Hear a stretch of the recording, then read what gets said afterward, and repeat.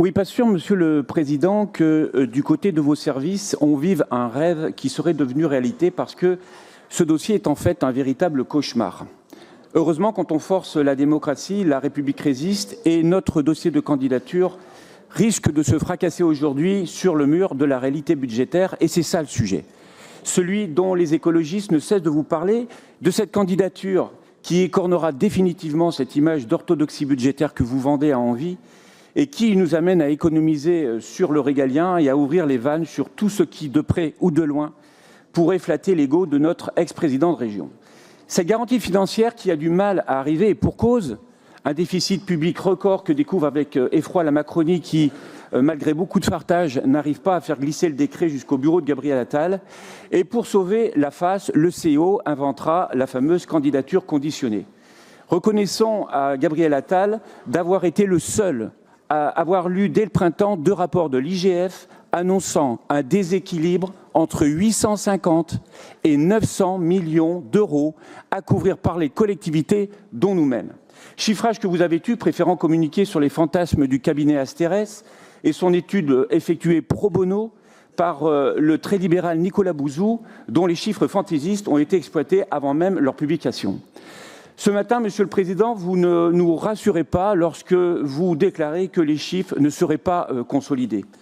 En fait, peu importe, ici, on taille dans l'essentiel, les trains, l'environnement, les ENR, la rénovation, les lycées, mais pour les Jeux, on ira chercher l'argent avec les spatules. Et Michel Barnier, en savoyard zélé, signa la fameuse garantie dès sa prise de fonction, mais se prenait immédiatement une belle gamelle, plus de budget, plus de garantie financière, mais vous insistez. Car le pied dans la porte est en politique ce que la méthode Coué est à la médecine. Vous nous présentez une enveloppe de 600 000 euros pour les COJOP, une paille à comparer des 452 millions d'euros qui devront être payés conjointement par les 2 régions de l'État et l'organisation. La commission permanente se chargera du reste. Il vous a manqué un peu de temps pour nous transmettre les statuts du COJOP.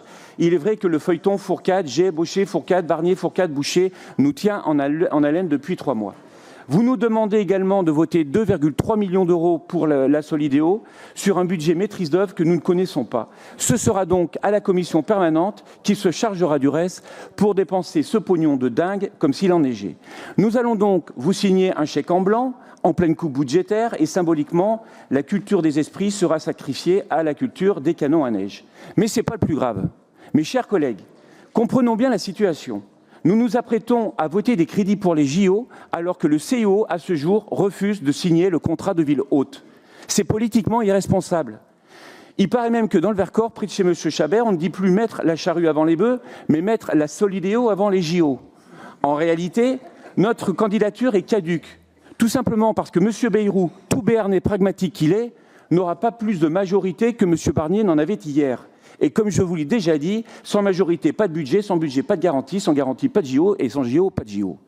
Notre attachement à la démocratie a été notre première opposition, parce qu'il était inimaginable d'emmener les Auvergnats-Rhône-Alpins dans la voiture olympique avec des coups, sans leur demander si après les JO de Paris, leur soif olympique n'avait pas été étanchée. Était-il indispensable de déposer cette candidature là où la montagne se transforme, là où les glaciers fondent, là où les villages disparaissent comme à la Bérarde ? Était-il essentiel de continuer à scénariser la montagne, à la magnifier, à faire vibrer nos cordes nostalgiques et à faire croire qu'elle n'avait pas changé depuis 1928, 68 ou 92 ? N'avons-nous pas une obligation de vérité, celle de ne plus proclamer la montagne durable là où nous intensifions son exploitation ? L'urgence, ce n'est pas les Jeux, Monsieur le Président. L'urgence, c'est l'adaptation pour les populations qui entretiennent les paysages, travaillent à leur préservation, valorisent depuis les générations les massifs, qu'ils soient professionnels du tourisme, artisans, commerçants, agriculteurs ou fonctionnaires. Courchevel, Méribel, Le Grand Bornand, Serre-Chevalier, Montgenèvre, des stations riches, gavées de subventions, mais exploitées par des sociétés privées qui vont être pendant 6 ans notre seul horizon montagnard.